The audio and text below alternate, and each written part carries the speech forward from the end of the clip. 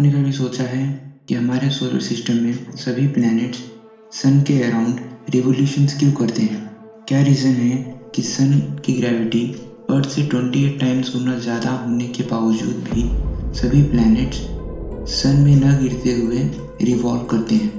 आज की इस वीडियो में हम 3 साइंटिस्ट केपलर, न्यूटन और आइंस्टाइन ने इसे कैसे एक्सप्लेन किया वो जानेंगे और उनके लॉस में क्या कमियां थी वो भी हम डिटेल में देखेंगे। ईयर 1609 में केपलर ने ब्राहे द्वारा कलेक्टेड डाटा के ऊपर Kepler laws of planetary motion दिया।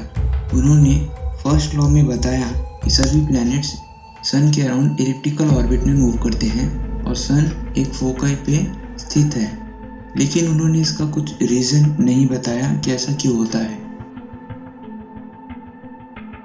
ईयर 1687 में न्यूटन ने Newton's law of universal gravitation में ग्रेविटेशनल फोर्स को ही वो रीज़न बताया जो सन और बाकी सभी प्लैनेट्स को आपस में जोड़ के रखती है।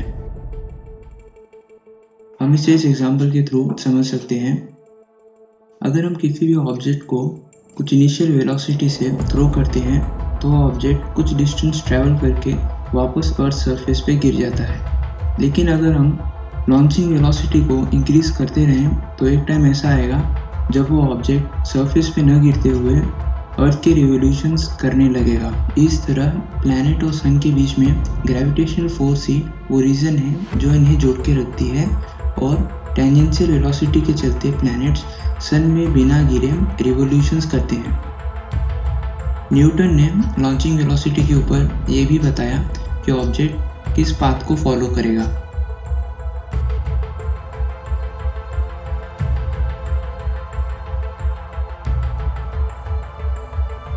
इस तरह ग्रेविटेशनल फोर्स ही वो रीज़न है जो सन और बाकी सभी प्लैनेट्स को आपस में जोड़ के रखती है और यही फोर्स है जो हम सभी को अर्थ की सरफेस पे बनाए रखती है।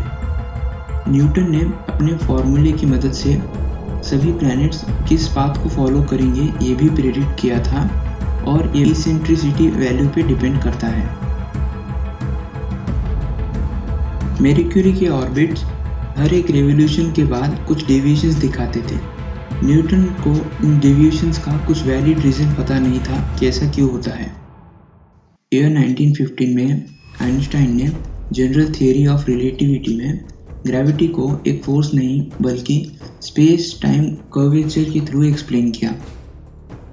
उन्होंने बताया कि ऑब्जेक्ट कितना हैवी है वो उतना ही ज़्यादा स्पेस टाइम कर्व को बेंड करेगा। इस तरह अर्थ के द्वारा बेंडेड स्पेस टाइम कर्व में मून रिवोल्यूशंस करता है और सन जो कि सोलर सिस्टम का 99.8% वेट ऑक्यूपाई करता है उसके द्वारा क्रिएटेड स्पेस टाइम कर्व में बाकी सभी प्लैनेट्स रिवॉल्व करते हैं। अगर हम हाइपोथेटिकल कंडीशन में ये इमेजिन करें कि सन अचानक से एक इंस्टेंट पे एवोपरेट हो जाता है, यानी उसका मास डायरेक्टली ज़ीरो हो जाता है, तो ऐसी कंडीशन में क्या होगा? एज पर न्यूटन फोर्स उसी इंस्टेंट पे ज़ीरो हो जाएगा और सभी प्लैनेट्स स्ट्रेट लाइन में मूव करने लगेंगे। लाइट रेस को भी सन से अर्थ सरफेस तक रीच करने में 8 मिनट्स का टाइम लगता है। तो क्या ग्रेविटी स्पीड ऑफ लाइट से भी ज़्यादा फास्ट ट्रैवल कर सकती है? आइंस्टाइन के अनुसार स्पीड ऑफ लाइट से ज़्यादा फास्ट कोई भी चीज़ ट्रैवल नहीं कर सकती।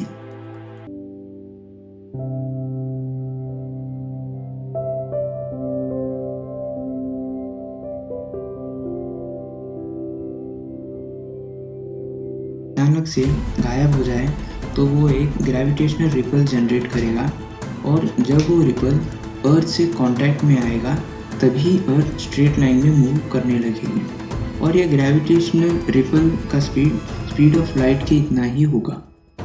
इस तरह आइंस्टाइन ने न्यूटन के ग्रेविटेशनल फोर्स आइडिया को रॉन्ग प्रूफ किया।